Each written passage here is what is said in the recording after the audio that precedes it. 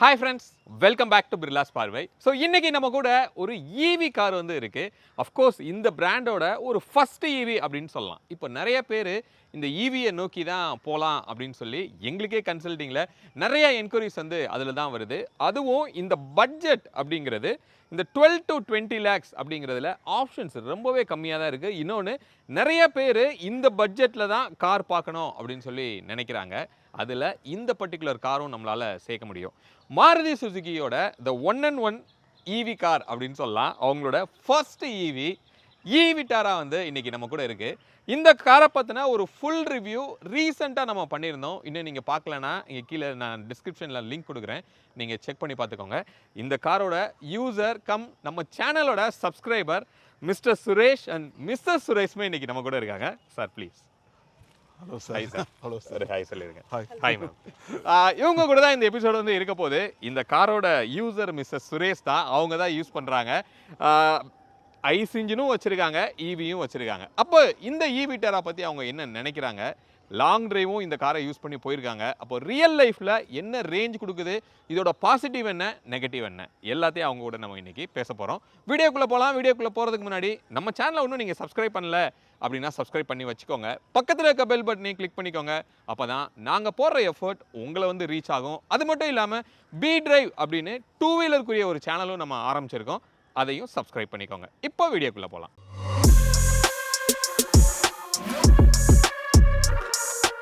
Friends, நம்மளோட கெஸ்ட்டுக்கு எப்பவுமே ஒரு கிவ்வே கொடுக்கறது வழக்கம். ஸோ இன்றைக்கும் இன்வால்வ் அப்படிங்கிற பிராண்டில் இருக்கிற ஒரு ப்ரீமியம் கார் பர்ஃப்யூம் அப்படின்னு சொல்லலாம். எலமெண்ட்ஸ் அப்படிங்கிற கேட்டகிரியில் ப்ரோ அப்படின்னு ஒரு ஃப்ராக்ரன்ஸ். ஸோ உள்ளே என்ன இருக்குது அப்படின்னு நம்ம பார்க்கலாம். இதை ஓப்பன் பண்ணோன்னா ஸோ இந்த மாதிரி வந்து உங்களுக்கு கொடுத்துருக்காங்க. அதுக்கு உள்ள ஒரு பேடும் இருக்குது, அதே நேரத்தில் ஒரு பாட்டிலும் வந்து நமக்கு அதில் கொடுத்துருக்காங்க.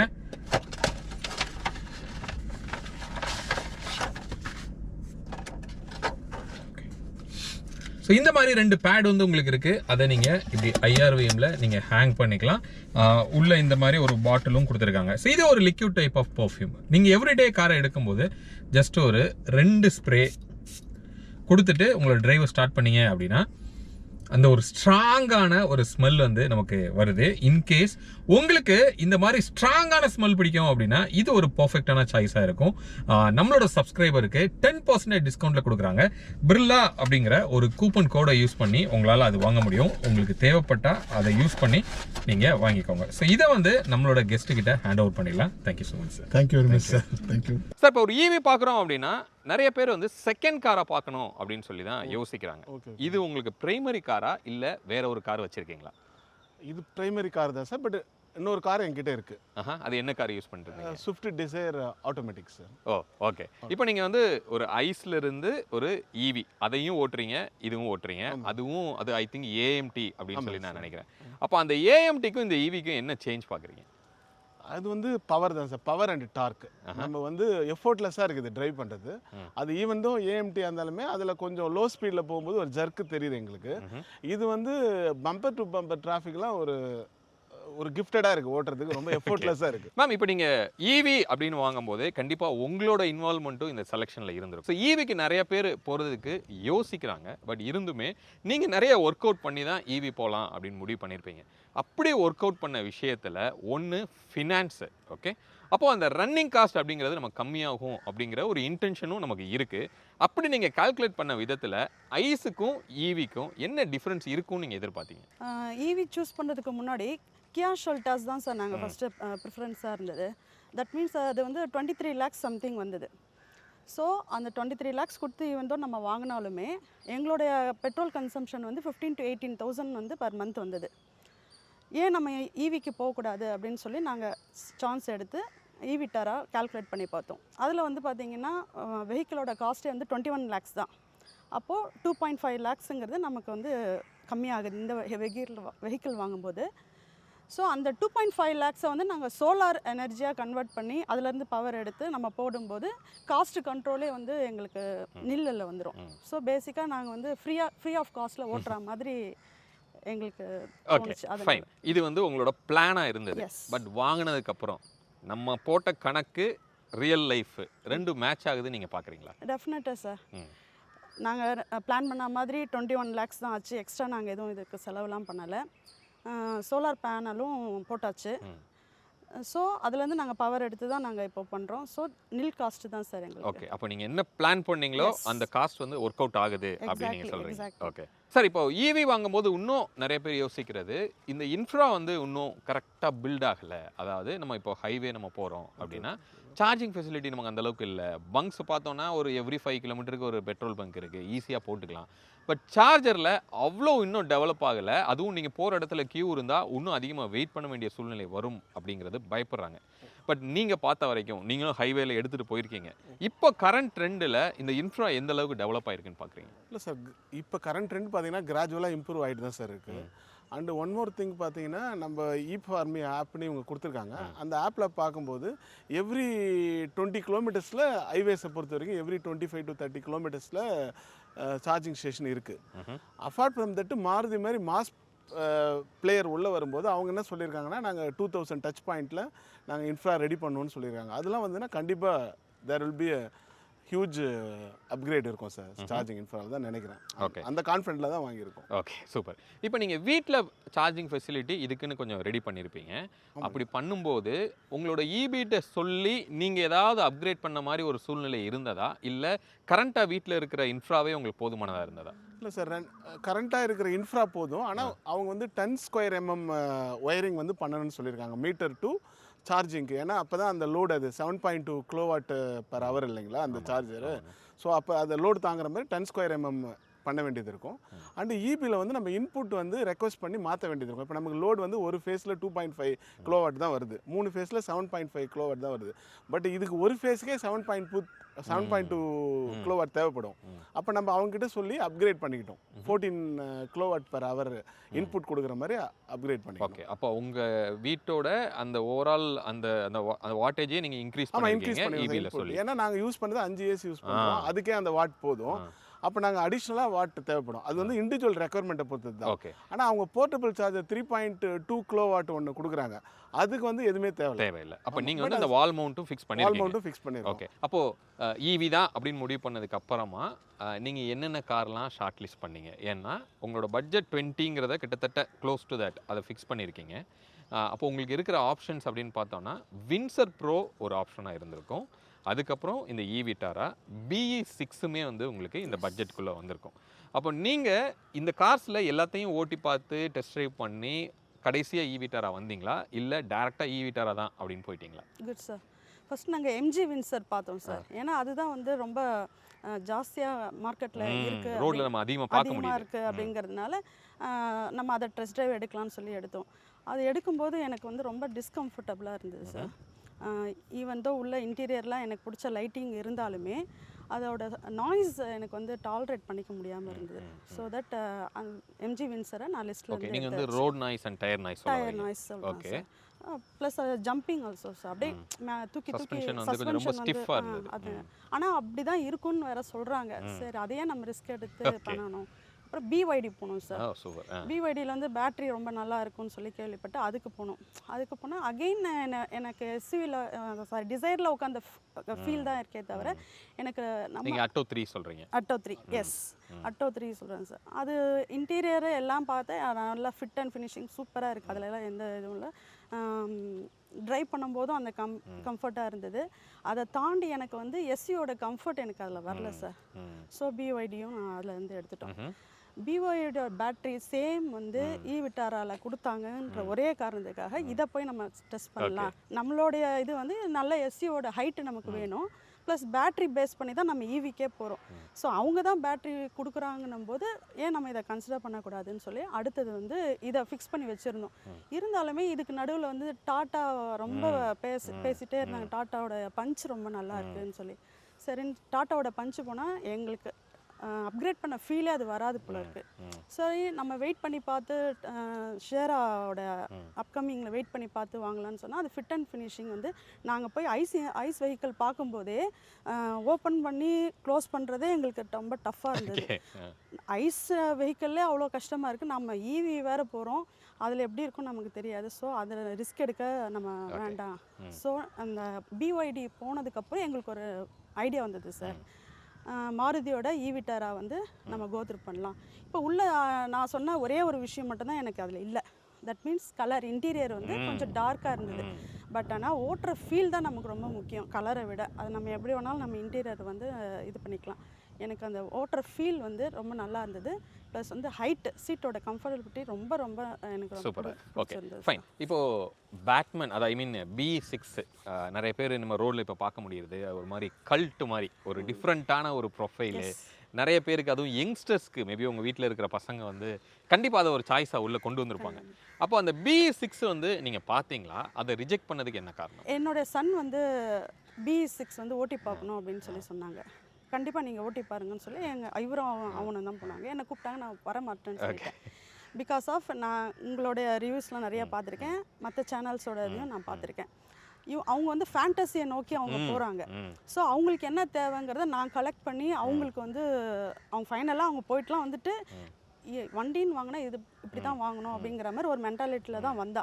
அதுக்கப்புறம் நாங்கள் 2 பேரும் சேர்ந்து அவனுக்கு தேவையான டீட்டெயில்ஸும் எடுத்து கொடுத்தோடனே அவனுமே புரிஞ்சுக்கிட்டான். ஓகே. ஸோ ஃபேண்டசிக்காக நம்ம வண்டி வாங்கலை, நம்ம ஒரு ஃபேமிலி ப்ராக்டிக்கலுக்காக வாங்குகிறோம். சூப்பர்.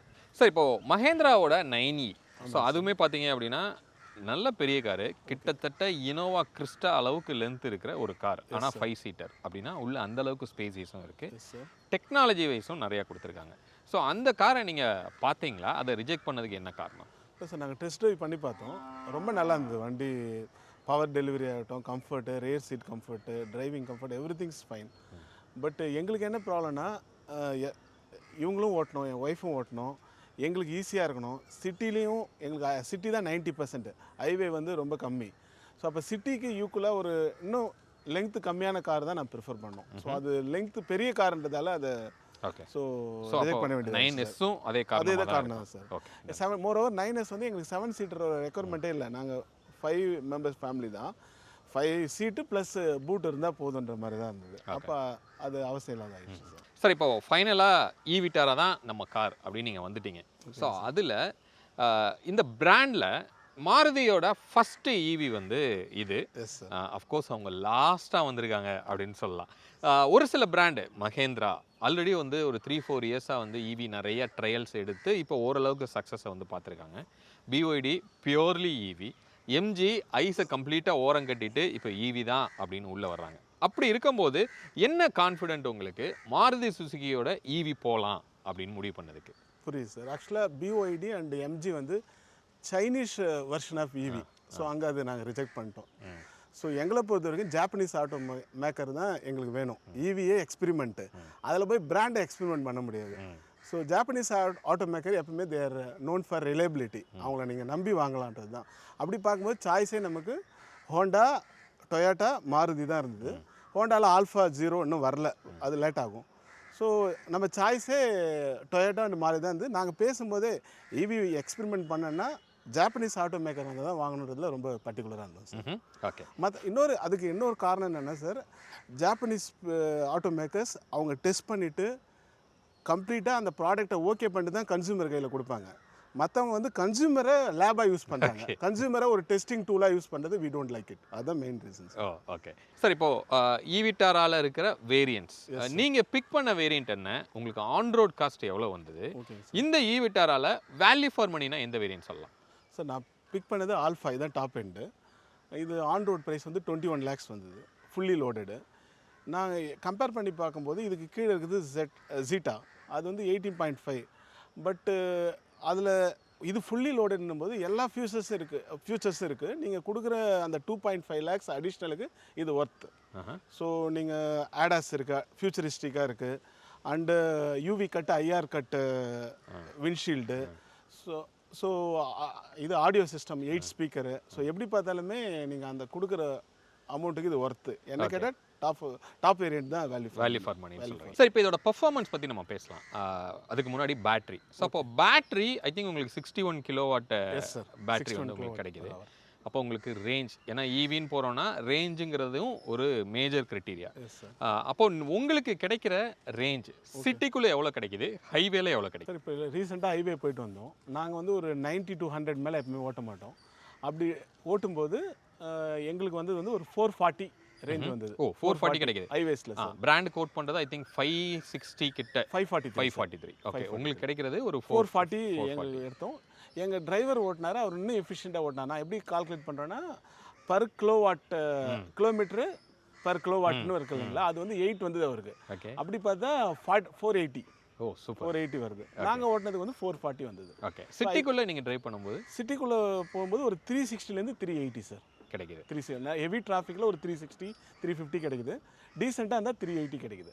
இது எல்லாமே நாங்கள் ஒரு 50 கிலோமீட்டர் பண்ணிவிட்டு கிலோமீட்டர் பெர் வாட் எடுக்கும்போது அது வர கால்குலேட் பண்ணி தான் எடுக்கிறோம். ஓகே, அப்போது இதோட சார்ஜிங் டைம் நம்ம இன்னொன்று ஈவி எடுக்கிறதுக்கு முக்கியமான எடுக்காததுக்கு நிறைய பேர் யோசிக்கிறது ரொம்ப டைம் எடுத்துக்கும் அப்படிலாம் சொல்கிறாங்க. அஃப்கோர்ஸ் இது டிசியில் பண்ணால் ஒரு 45 மினிட்ஸில் 0 to 80 ஆகுது. ஓகே, நீங்கள் வீட்டில் நீங்கள் பண்ணும்போது இதோட ஸ்லோ சார்ஜர்லேயும் வால் மவுண்ட் சார்ஜர்லேயும் உங்களுக்கு எவ்வளோ டைம் வந்து எடுத்துக்குது? சார் அவங்க 2 சார்ஜர் கொடுத்துருக்காங்க. ஒன்று வந்து வால் மவுண்ட்டு 7.2 kWh. அது வந்து ஒரு 6 to 7 ஹவர்ஸில் பேட்டரி ஃபுல் ஆகிடுது. இது சார்ஜ் ஃபுல் ஆகிடுது. அதாவது ஒரு 20லேருந்து 100 சொல்லலாம். 20 to 100 வந்து ஒரு 6 to 7 ஹவர்ஸில் ஃபுல் சார்ஜ் ஆகிடுது. இன்னொன்று வந்து போர்ட்டபிள் கொடுத்துருக்காங்க 3.2 kWh. அதுதான் நாங்கள் பெரும்பாலும் யூஸ் பண்ணுறோம். ஸ்லோ சார்ஜர் நல்லதுன்றதால அது யூஸ் பண்ணேன்னா நாங்கள் டாப் அப் தான் பண்ணுறோம். ஒரு 60 வரும்போது நைட்டு போட்டுறோம், அது ஃபுல் ஆகிடுது. மார்னிங் பார்க்கும்போது ஃபுல் ஆகிடுது. அது வந்து அதான் ஒரு 40% வந்து ஒரு 8 ஹவர்ஸில் ஃபுல் ஆகிடுது. அப்படிங்களா? அது டாப் அப்புக்கு அது யூஸ் பண்ணுறோம். ஃபுல் சார்ஜ் வேணும்னா நம்ம 7.2 யூஸ் பண்ணலாம். மேம், இதோட டிரைவபிலிட்டி அஃப்கோர்ஸ் நீங்கள் ஐஸும் ஓட்டியிருக்கீங்க, இப்போ ஈவியும் நீங்கள் ஓட்டுறீங்க, நீங்கள் தான் டே டு டே இந்த காரை ஓட்டுறீங்க. ஸோ அப்படி இருக்கும்போது இதோட பவர் எப்படி இருக்குன்னு நீங்கள் பார்க்குறீங்க. யூஸ்வலாக ஈவி வந்து ஒரு இன்ஸ்டண்ட்டாக ஒரு டார்க் இருக்கும் அப்படின்னு சொல்லுவாங்க. இதோட பர்ஃபார்மன்ஸ் எப்படி இருக்குது? இதோட பவர் டெலிவரி வந்து ரொம்ப லீனியராக இருக்குது சார். தென் வந்து எஃபர்ட்லெஸ்ஸாக இருக்குது. ஓட்டும்போது நமக்கு ஓட்டுற ஃபீலே இருக்க மாட்டேங்குது. அந்த ஃபாஸ்ட் நார்மல் எக்கானமி மோடில் போட்டாவே வண்டி வந்து பறக்குது. மீடியமில் போட்டோம்னா சொல்லவே தேவையில்ல. ஸ்போர்ட்ஸ்லாம் வந்து சான்ஸே இல்லை. ஸ்போர்ட்ஸில் போட்டோம்னா நமக்கு ஹார்ட் பீட்டே ஒரு மாதிரி ஹை ஆகிற மாதிரி, ரேஸ் கார் ஓட்டுற மாதிரி இருக்குது. ஸோ லோவில் போனாவே எனக்கு நல்லா இருக்குது சார். ஓகே, ஸோ அந்த நாங்களும் இதோட டிரைவில் நாங்கள் யூஸ்வலாக சொல்லியிருப்போம். எப்படின்னா ஈவி அப்படின்னா சும்மா இஷ்டத்துக்கு போகும் வண்டி. ஓகே, பட் இது அப்படி இல்லாமல் ஒரு ஐஸ் இன்ஜினில் ஒரு நல்ல பவர்ஃபுல் இன்ஜின் ஓட்டின ஒரு கம்ஃபர்ட் இது டெஃபினட்டாக டெலிவர் பண்ணுது. ஏன்னா இப்போ நீங்கள் அதுதான் மெயினாக இந்த காருக்கும் நார்மல் ஈவிக்கும் இருக்கிற டிஃப்ரென்ஸாக நாங்கள் பார்த்தோம். ஏன்னா மாருதி வந்து இவ்வளோ டைம் வந்து எடுத்துக்கிட்டாங்க. அதுக்குரிய ரீசன் மேபி இந்த அளவுக்கு ப்ராப்பராக ஒரு கேலிப்ரேட் பண்ணி ரொம்ப ஓவர் பவரும் இல்லாமல் ஒரு மாதிரி சட்டிலாக வந்து கொடுத்துருக்காங்க. அது நல்லா எஃபிஷியண்டாக நம்ம ஃபீல் பண்ண முடியும். மேம், இப்போது நீங்கள் வந்து அடுத்த கார் நீங்கள் பேசும்போது சொல்லியிருந்தீங்க கொஞ்சம் அப்ரைட்டாக எனக்கு வேணும். ஏன்னா டிசைர் வந்து நம்ம ரொம்ப லோவாக உட்காந்து ஓட்டிட்டோம், பின்னாடி உட்காந்து பார்த்துட்டோம். ஸோ அப்போ இன்னும் கொஞ்சம் எனக்கு வந்து ஒரு எஸ்யூவி மாதிரி ஒரு ப்ரொஃபைல் வேணும் அப்படின்னு தான் எங்களோட அடுத்த கார் நாங்கள் பார்த்தோன்னு சொன்னீங்க. அந்த ரெக்குவயர்மெண்ட்டை இந்த ஈவிட்டாரா ஃபுல்ஃபில் பண்ணிச்சுன்னு நீங்கள் நினைக்கிறீங்களா? கண்டிப்பாக சார். போய் உட்காந்த உடனே நல்லா நீங்கள் நான் நினைக்கிற மாதிரி நல்லா ஹைட் சீட் பொசிஷன் இருந்தது. அந்த லம்பா சப்போர்ட்டை நம்மளை அப்படியே பிடிச்சிட்டு நல்லா கம்ஃபர்டபுளாக இருக்குது ஓட்டுறதுக்கு. ப்ளஸ் வந்து எனக்கு என் அம்மா இருக்காங்க கூட. அவங்க வந்து ரியர் சீட்டில் உட்காரும்போது நின்றுட்டே தான் ஏறி உட்கார்ற மாதிரி அவங்க ஃபீல் பண்ணுறாங்க. ரொம்ப தூரம் ட்ராவல் பண்ணாலும் முட்டி வலிக்குதுன்னு காலை கீழே தொங்க போட்டுகிட்டே போகிறதுக்கு. இது வந்து மீடியமாக இருக்குது, எனக்கு ஒன்றும் பிரச்சனை இல்லை அப்படிங்கிற மாதிரி சொன்னாங்க. மெயினாக அவங்களுக்கு ஹாப்பியாக இருக்கிறது எனக்கு இன்னும் ரொம்ப ஹாப்பியாக இருக்குது. Okay, fine. அப்போ இந்த இன்க்ரெஸ் அப்படிங்கிறது இப்போ எக்ஸாம்பிளுக்கு நம்ம இப்போது இதோட சீட்டோட ஹைட்டுன்னு பார்த்தோன்னா அஃப்கோர்ஸ் டிசைரை விட உங்களுக்கு கொஞ்சம் ஹைட்டு தான். ஆனால் 7XO மாதிரியான கார்களை விட இது வந்து சீட்டில் ஹைட்டு கொஞ்சம் லோ தான். அப்படி இருந்தாலுமே இது வந்து கொஞ்சம் அந்த அப்ரைட்டான ஃபீல் உங்களுக்கு கிடைக்குது அப்படின்னு நீங்கள் நினைக்கிறீங்களா? கண்டிப்பாக சார். ஓகே, அந்த மாதிரி எனக்கு கிடைக்கிது தான். Okay, done. இப்போ கிரவுண்ட் கிளியரன்ஸு இது வந்து ஒரு 185 mm வந்து இதோட கிரவுண்ட் கிளியரன்ஸ். அஃப்கோர்ஸ் நீங்கள் டிசைர் ஓட்டிட்டு இது கொஞ்சம் அதிகம் தான். இது ஒரு பெரிய ஸ்பீட் பிரேக்கரில் ஏதாவது கீழே தட்டுற பிரச்சனை நீங்கள் டிரைவ் பண்ணும்போது உங்களுக்கு இருந்ததா? டிசைரை நான் ஓட்டும்போது ஒரு 4-5 பேர் என் ஃப்ரெண்ட்ஸ் எல்லாம் சேர்ந்தாப்புல நாங்கள் போகும்போது கண்டிப்பாக தட்டு தான் சார் செய்யுது. அதே ஃப்ரெண்ட்ஸோடு நான் இந்த வண்டியில் நான் போயிருக்கேன். கீழே வந்து அந்த தட்டுற இதே எனக்கு ஏற்பட்டதில்லை சார். கம்ஃபர்டபுளாக தான் இருக்குது. ஓகே, நீங்கள் கொஞ்சம் ஸ்பீடாக போனால் கூட உங்களுக்கு அந்த ட்ரபிள் இல்லை சார். சார், இப்போ இந்த வெஹிக்கிளோட ப்ராக்டிகாலிட்டி, ஸோ இது ஒரு 5 பேர் போகக்கூடிய கார் அப்படின்னு சொல்ல முடியுமா, இல்லை 4 பேர் தான் போகலாமா? இல்லை சார், 5 பேர் போகலாம் சார். மேனேஜபிள். அதாவது ரியரில் 3 பேர் உட்கார முடியுதா? உட்கார முடியுது சார். ஒரு மேனேஜ் பண்ணி உட்காந்துக்கலாம். ஓகே, ஓகேங்க சார். பட் கொஞ்சம் லக்ஸுரியாக போகணுன்னா அஃப்கோர்ஸ் 4 பேருக்கு. இல்லை சார், எல்லா மிட் சைஸ் எஸ்யூவியில் என்ன ஸ்பேஸ் இருக்குமோ அது இருக்குது. இதில் அடிஷ்னலாக லெக் ரூம் இருக்குது. அதனால கொஞ்சம் மேனேஜ் பண்ணி உட்காந்துக்கிற மாதிரி தான் இருக்குது சார். Okay super. இப்போ இதோட பூட் ஸ்பேஸு ஐ திங்க் கொஞ்சம் ஃப்ளோர் வந்து ரைஸ்டாக தான் வந்து உங்களுக்கு கொடுத்துருக்காங்க ஈவி அப்படிங்கிறதுனால. அது இப்போ நீங்கள் யூஸ்வலாக இந்த காம்பேக்ட் எஸ்யூவி நம்ம பார்க்குறோம் இல்லை 7XO பார்க்குறோன்னா ஒரு மேசிவான ஒரு போட் இருக்கும். இந்த போட்டு உங்களோட 4 பேரோ இல்லை 5 பேரோ அவங்க லக்கேஜ் எடுத்துகிட்டு போகிறதுக்கு எந்த அளவுக்கு கம்ஃபர்ட்டாக இருக்குது? இல்லை சார், பூட் வந்து கம்மி தான், 300 லிட்டர் தான் கொடுக்குறாங்க.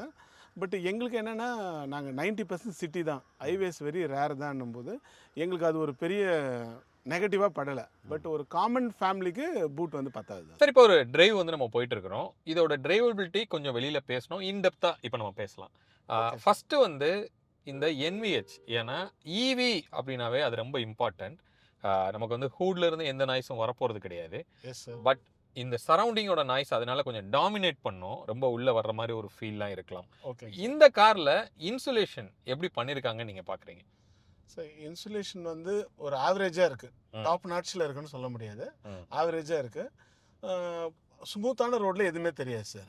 ஆனால் ஒரு பெட்ரு ரோடு இல்லை ஒரு கான்கிரீட் ரோடு, பிரிட்ஜஸ் மேலே போகும்போது அந்த ரஃப் பேச்சஸில் போகும்போது அந்த சவுண்டு கொஞ்சம் உள்ள வருது, டயர் நாய்ஸ் வந்து உள்ள வருது. ஓகே, மிச்சபடி இந்த ஆம்பியன்ஸோட சவுண்டு பக்கத்தில் போகிற காரோ அந்த மாதிரி விஷயம் அதெல்லாம் நல்லா இன்சுலேட் பண்ணியிருக்காங்க சார், அதெல்லாம் ஓகே தான் சார். ஒன்றும் பெருசாக உள்ள வரல சார். ஓகே, வின் நாய்ஸ் ஏதாவது உள்ள வருதா? வின் நாய்ஸ் 110 வரைக்கும் நாங்கள் டச் பண்ணியிருக்கோம், பெருசாக தெரில சார். தெரில. ஐ திங்க் நீங்கள் வின்சரில் அந்த ப்ராப்ளம் நீங்கள் சொல்லியிருந்தீங்க. ஆமாம், வின்சரில் எங்களுக்கு அது ரொம்ப அனாயிங்காக இருந்தது சார், இங்கே கிடையாது. ஓகே, இப்போ நாங்கள் ஹைவேஸ் போகும்போது கூட ஸ்மூத்தான ரோட்லனா சுத்தமாக நாய்ஸே வரல. அந்த ரோடோட ஸ்மூத்னஸ் கொஞ்சம் குறையும் போது லைட்டாக வர ஆரம்பிச்சது. Okay, good. இப்போ அதோட பவர் கண்டிப்பாக நம்ம வெளியிலே நம்ம பேசியிருந்தோம். ஒரு மாதிரியான ஒரு ஈவி ஓட்டின ஃபீல் இல்லாமல் ஒரு பவர்ஃபுல் ஐஸ் ஓட்டின மாதிரியான ஒரு ஃபீல். ஆமாம் சார், அழுத்துனீங்கனாலும் அப்படி லீனியரா தான் பவர் கிடைக்குது, ஆனா ரொம்ப பிச்சுக்கிட்டு போற மாதிரியான ஒரு ஃபீல்லாம் வந்து நமக்கு இல்ல. இப்போ நீங்க எக்கானமி மோட்ல ஓட்டிருக்கீங்க, சோ அதுக்கே நமக்கு இந்த அளவுக்கு வருது சார். ஓகே, சோ நீங்க ஈவினா அப்படி இருக்கணும் அப்படின்னு எதிர்பார்த்து இதோட பவர் டெலிவரி வந்து எனக்கு கன்வின்சிங்கா இல்ல அப்படிங்கிற மாதிரி ஏதாவது ஃபீல்? இல்ல, அந்த மாதிரி இல்ல சார், நம்ம எதிர்பார்த்த விட பவர் அதிகமா தான் இருக்கு.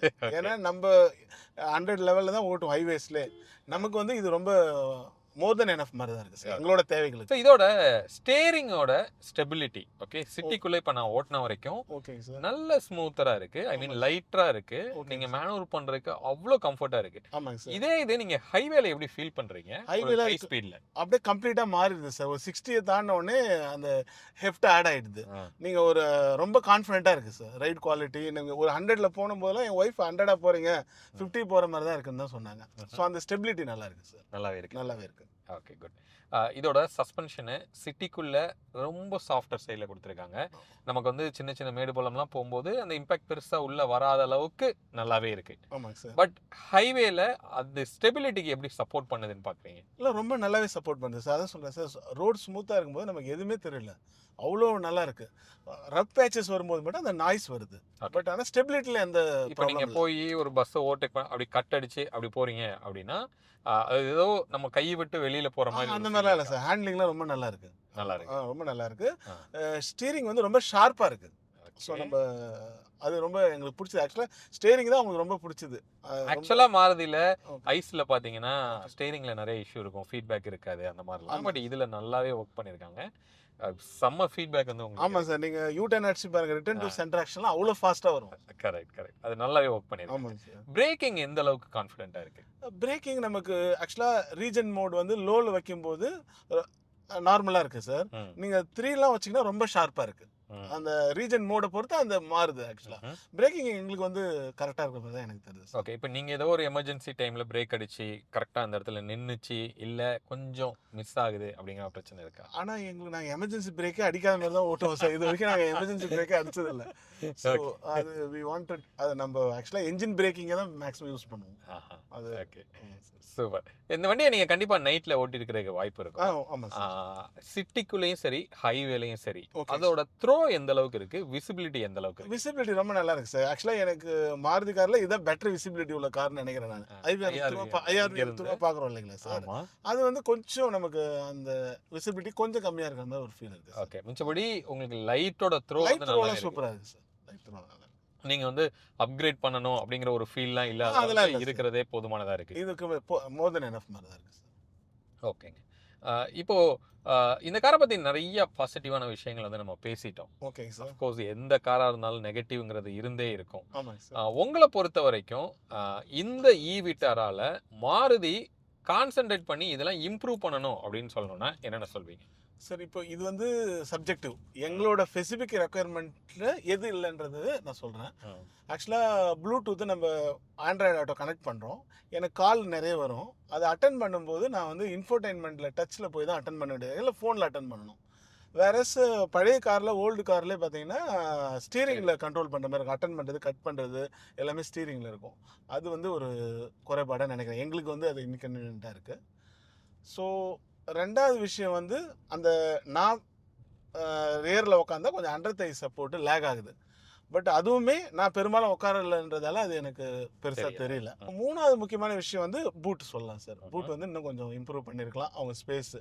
ஏன்னா ஃபேமிலி பையர்ஸ் வரும்போது கண்டிப்பாக அவங்க அதை ஒரு நெகட்டிவாக பார்ப்பாங்க. அவங்க தேவையான லக்கேஜ் வைக்க முடியலையோன்னு ஃபீல் பண்ணுவாங்க சார். அதுக்கு வாய்ப்பு இருக்குது. அகைன் இது ஸ்பெசிஃபிக் ரெக்குவயர்மெண்ட் என்ன பொறுத்து எங்களை பொறுத்த வரைக்கும் பூட்டோட ரெக்குவயர்மெண்ட்டு பெருசாக தேவையில்லை. அந்த மாதிரி தான் சிட்டி தான் 90% ஓடுது. Highways very rare.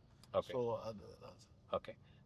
ஸோ இப்போ ஒரு 21 லட்ச ரூபாய் இந்த கார் ஆன் ரோட் பட்ஜெட். ஆமாங்க சார். அப்போ அந்த 21 லட்ச ரூபாய்க்கு இந்த காரில் இதெல்லாம் மிஸ் ஆகுது, கண்டிப்பாக இதெல்லாம் கொடுத்துருக்கணும் அப்படின்னு சொல்லணும்னா எதை நீங்கள் சொல்வீங்க? இல்லை, எனக்கு தெரிஞ்சு பவர் அட்ஜஸ்ட்மெண்ட் சீட் வந்து ஃப்ரண்ட்டு கோ பேசஞ்சருக்கு கொடுத்துருக்கலாம். அண்டு ரியர் வென்டிலேட்டர் சீட் கொடுத்துருக்கலாம் இந்த பட்ஜெட்டுக்கு. இது ரெண்டு கொடுத்துருந்தாங்கன்னா கொஞ்சம் பெட்டராக இருந்திருக்கும். ஒரு ஹோல் பேக்கேஜாக இருந்திருக்கும். ஓகே ஓகே மேம், நீங்கள் ஏதோ சொல்ல வந்தீங்க. ஸோ எந்த குறையும் இல்லை. நம்ம ஒரு ஓகே ஓகே இதோட மியூசிக் சிஸ்டமோட குவாலிட்டி அவுட்புட் எப்படி இருக்குன்னு பார்க்குறீங்க? ரொம்பவே நல்லா இருக்கு சார். இன்ஃபினிட்டி கொடுத்துருக்காங்க, ஆர்மன் இன்ஃபினிட்டி கொடுத்துருக்காங்க. ரொம்பவே நல்லா இருக்கு sir. Okay, we like it. Okay. இப்போ நான் வெளியவே ஆக்சுவலாக முதலே ஒரு கொஸ்டின் கேட்டுருந்துருக்கணும், மிஸ் பண்ணிட்டேன். ஓகே. இப்போ ஈவி அப்படின்னாவே எல்லாரும் போகிறதுக்கு ரொம்ப யோசிக்கிற விஷயம் என்ன அப்படின்னா ரீசேல் வேல்யூ அப்படிங்கிற ஒரு விஷயம் சொல்கிறாங்க. Okay okay. ஒரு ஈவியாக இருந்தால் நமக்கு வந்து ரீசேல் போகாது அப்படிங்கிற மாதிரி சொல்கிறாங்க. ஓகே. நீங்கள் பிளான் பண்ணும்போது அந்த ரீசேல் வேல்யூங்கிறத நீங்கள் எப்படி பார்க்குறீங்க?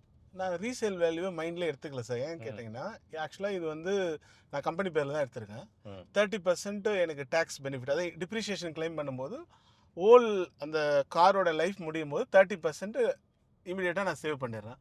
தட் மீன்ஸ் இந்த காஸ்ட் ஆஃப் த காரே எனக்கு 15 lakhs தான். தென் ஒரு வருஷத்துக்கு நான் 3 lakhs மினிமம் பெட்ரோல் போடுறேன். இப்போ இந்த வண்டி நான் சோலார் பவர் தான் யூஸ் பண்ண போகிறேன். Literally fuel cost 0. அப்போ 3 lakhs வருஷத்துக்கு சேவ் பண்ண 5 yearsல நான் போட்ட முதலீடை எடுத்துடுறேன். அதுக்கு மேலே எவ்வளோ இருந்தாலும் எனக்கு போனஸ் தான் அது. ஸோ என்னோட calculation it's different. Okay. So அதனால ரீசேல் பற்றி I am not worrying. Okay. அப்போ உங்களோட டார்கெட் அந்த 5 yearsல அதை நம்ம அச்சீவ் பண்ணிடுவோம், அவ்வளோதான். Okay sir. இப்போ இந்த காரை ஷார்ட் லிஸ்ட் பண்ணிவிட்டு நம்ம வீடியோ பார்க்குற நம்மளோட வியூவர்ஸாக இருக்கலாம், இந்த கார் வந்து யாருக்கு செட் ஆகும், யாருக்கு செட் ஆகாது, அதை பற்றி சொல்லுங்கள் சார். முதல்ல ஈவி யாருக்கு செட் ஆகும் செட் ஆகாதுன்னு சொல்லிடுறேன். ஈவி பொறுத்த வரைக்கும் ரொம்ப ப்ரீ பிளான் இருக்கணும் sir. Okay. Just like that ஒரு பிளான் இல்லாமல் போகிறவங்களுக்கு ஈவி கொஞ்சம் கஷ்டம். ஸோ ஈவினாவே நீங்கள் பிளானிங் ரொம்ப முக்கியம், ஃபர்ஸ்ட் விஷயம்.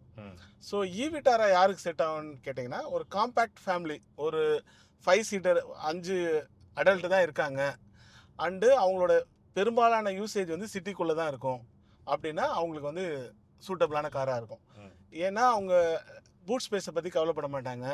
ரேர் சீட்டோட அந்த அண்டர் தை சப்போர்ட் லேக் ஆகிறதுல ஒரு பெரிய இஷ்யூவாக அவங்களுக்கு இருக்காது. ஸோ ஒரு 300 kilometer ரேடியஸில் ஹைவே போவாங்க, ஒரு 400 kilometers ரேடியஸில் போவாங்க, அண்டு ப்ரிடாமினெண்ட்டாக சிட்டியில் ஓட்டுவாங்க. ஒரு காம்பேக்ட் 5 adult ஃபேமிலினா அவங்க இதை கன்சிடர் பண்ணலாம். யாருக்கு செட் ஆகாது அப்படின்னா மேபி எந்தூசியாஸ்டிக் டிரைவிங் சொல்கிறாங்களா சார், அவங்களுக்கு இப்போ ஒரு ஹார்ட்கோர் டிரைவ் பண்ணுறவங்களுக்கு எப்படி இருக்கும்னு எனக்கு தெரியல. மேபி ஆனால் ஸ்போர்ட்ஸ் மோட் அவங்களுக்கு சூட் ஆகலாம். பட் அது ஒரு பாயிண்ட் இருக்குது சார்.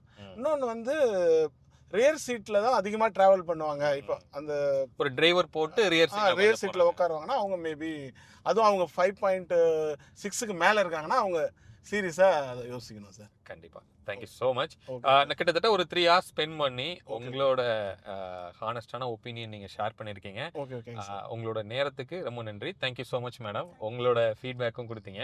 ஓகே ஏன்னா நிறைய பேர் ஒரு ஃபீமேல் டிரைவருக்காக இந்த கார் பார்க்கணுங்கிறதும் ஈவி பார்த்துட்டே இருக்காங்க. ஓகே. அவங்களுக்கு ஒரு நல்ல இன்புட்டாக இருந்திருக்கும். ஓகே.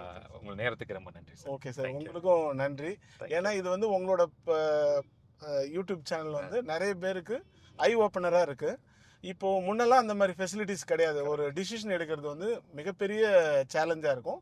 அதனால நிறைய பேர் ராங்கான டிசிஷன்லாம் கார் பையிங்கிறது பெரிய இன்வெஸ்ட்மெண்ட், பெரிய எக்ஸ்பென்சஸ். கரெக்ட். ஸோ அது ராங்கான டிசிஷன் எடுக்கும்போது அவங்க வாழ்க்கை ஃபுல்லாக அதை ஃபீல் பண்ணுவாங்க. அந்த ஒரு பேரியரை நீங்கள் உடைச்சிருக்கீங்க. So you are giving all the input to make better decision. ஏன்னா எல்லா காரும் எல்லாருக்கும் பொருத்தமானது கிடையாது. அவங்கவுங்க தேவைகளுக்கு தகுந்த மாதிரி டிசிஷன் எடுக்கிறதுக்கு உங்களோட யூடியூப் சேனல் மூலமா நீங்கள் நிறைய பேருக்கு உதவுறீங்க. ஸோ இது கண்டினியூ பண்ணுறதுக்கு எங்களோட வாழ்த்துக்கள். Thank you sir. Thank you so much. Okay sir. Hope இந்த வீடியோ உங்களுக்கு யூஸ்ஃபுல்லாக இருந்திருக்கும் அப்படின்னு சொல்லி நாங்கள் நம்புகிறோம். ஸோ உங்களுக்கு உங்களோட காரோட ஃபீட்பேக் கொடுக்கணும் அப்படின்னு நீங்கள் நினச்சிங்கன்னா இங்கே கீழே எங்களோட மெயில் ஐடி கொடுக்குறோம். நீங்கள் ரீச் பண்ணீங்க அப்படின்னா நம்ம 2 பேருக்கும் செட் ஆகிற ஒரு டைமில் நம்ம அதை பிளான் பண்ணலாம். மீண்டும் அடுத்து வேற ஒரு வீடியோவில் உங்களை வந்து நாங்கள் சந்திக்கிறோம். அது வரைக்கும் உங்களிடமிருந்து விடைபெறுவது உங்கள் பிர்லா.